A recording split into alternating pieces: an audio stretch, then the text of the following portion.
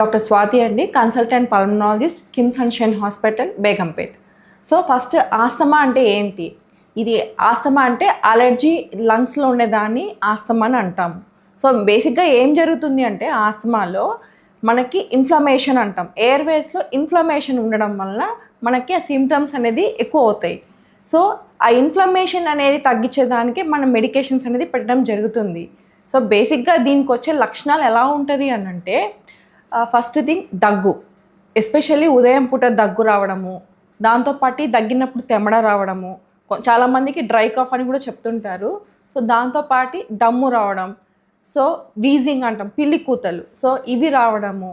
ఆ దమ్ము కూడా ఏంటి అని అంటే కొంతమందికి నడిచినప్పుడు వస్తుంది, కొంతమందికి కొద్ది దూరం వెళ్ళినా వస్తుంది, మెట్లు ఎక్కితే ఆయాసం వస్తుంది. సో ఇట్లాంటి కంప్లైంట్స్తో రావడం జరుగుతుంది.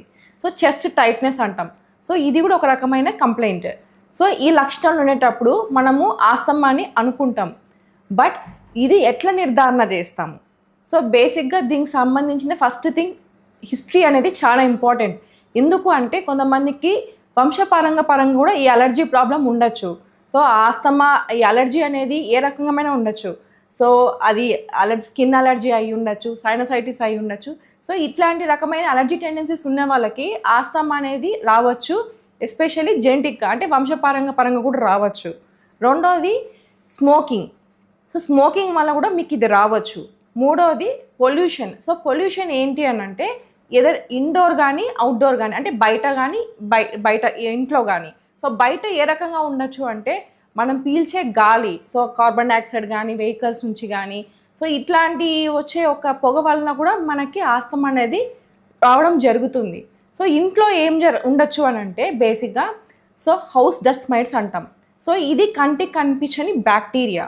సో రెండోది ఏంటి అని అంటే సో మనకి ఇంటి దగ్గర చీలికలు ఎక్కువ ఉంటాయి బయట గోడ మీద. సో దానివల్ల ఫంగస్ అనేది గ్రోత్ ఎక్కువ జరగడం కానీ, లేకపోతే మనకి ఎక్కువ స్పేస్ వాడడం ఇంట్లో, సో ఫ్రేగ్రెన్సెస్ కూడా వాడడం వల్ల కానీ, లేదు అంటే ఇంట్లో పర్ఫ్యూమ్స్ కొట్టుకోవడం వల్ల కానీ, లేదు చాలామంది అగర్బత్తీస్ యూజ్ చేయడము, సో లేకపోతే ధూప్ స్టిక్స్ ఎక్కువ యూజ్ చేయడం జరుగుతుంది. సో ఇట్లాంటి వాటివన్నీ కూడా కారణాల దానికి ఆస్తమా వచ్చేదానికి ఛాన్సెస్ ఉన్నాయి. సో దీనికి మనం ఎట్లా నిర్ధారణ చేయాలి అది ఇంపార్టెంట్. సో ఫస్ట్ ఉందా లేదా అని తెలుసుకోవాలి అంటే బేసిక్ సో అలర్జీకి సంబంధించిన టెస్ట్లు అంటే కంప్లీట్ బ్లడ్ టెస్ట్ చేసుకుంటాం. సో దాంట్లో మనకి ఈస్నోఫిల్స్ ఏమైనా ఎంతవరకు ఉంది అనేది చెక్ చేసుకుంటాం. సో దాని తర్వాత పిఎఫ్టి అంటే పల్మోనరీ ఫంక్షన్ టెస్ట్. ఈ టెస్ట్ ఇంపార్టెన్స్ ఏంటి అని అంటే లంగ్ కెపాసిటీ ఎంతవరకు తగ్గింది అని తెలియడానికి. సో ఈ టెస్ట్ వలన మనకి పేషెంట్ లంగ్ కెపాసిటీ ఎంతవరకు తగ్గిందని తెలుస్తుంది. దాంతోపాటు మందులు ఏ రకమైన ట్రీట్మెంట్ వాడాలి, హయ్యర్ డోస్ వాడాలా లేదా తగ్గించి వాడాలా, డోస్ అనేది తక్కువ డోస్లో వాడాలని తెలుస్తుంది. సో దీంతోపాటు మనకి బ్లడ్ టెస్ట్లు కొన్ని ఉంటాయి, లైక్ సీరం ఐజీ అంటాం. సో ఇది కూడా అలర్జీకి సంబంధించిన బ్లడ్ టెస్ట్. ఇంకొకటి ఏంటి అంటే ఫీనోమ్. సో ఇది ఏంటి అని అంటే ఇది మనకి గొట్టాలలో కానీ ఎక్కడన్నా కానీ బాడీలో అలర్జీ ఇన్ఫ్లమేషన్ అంటే వాపు ఎంత ఉందని డిటెక్ట్ చేసే టెస్ట్. సో దీన్ని కూడా మనం ఒక టెస్ట్గా పరిగణించి సో పేషెంట్కి అలర్జీ ఉందా లేదా, ఆస్తమా ఉందా లేదా అని నిర్ధారణ చేస్తాం. ఈ మధ్య కాలంలో కొన్ని టెస్ట్లు కూడా వస్తున్నాయి, అంటే ఎఫ్ఓటీ కానీ, సో ఇంపిడెన్స్ ఆసిలోమెట్రీ కానీ, ఇట్లాంటి కొన్ని టెస్ట్ల వలన కూడా డిఎల్సిఓ. సో ఇవన్నీ ఏంటి అంటే లంగ్ కెపాసిటీని తెలిసే టెస్ట్. ఇది అబ్స్ట్రక్షన్ అయి ఉండొచ్చు, రెస్ట్రిక్షన్ అయి ఉండొచ్చు. సో అబ్స్ట్రక్షన్ ఉంటే ఏ లెవెల్ ఆఫ్ అబ్స్ట్రక్షన్ ఉందని తెలియడానికి చేసే టెస్ట్లన్నీ ఇవన్నీ. సో దీని తర్వాత మనకి బేసిక్గా ఇంపార్టెంట్ ఏంటి అంటే ట్రీట్మెంట్.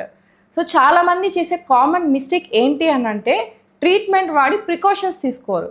సో అలా కాదు, ట్రీట్మెంట్ అనేది ఇంపార్టెంట్ అండి. ప్రతి ఒక్క అలర్జీ పేషెంట్స్ అంటే ఎస్పెషల్లీ ఆస్థమాటిక్ పేషెంట్స్ కానీ సో ట్రీట్మెంట్ అనేది చాలా ఇంపార్టెంట్.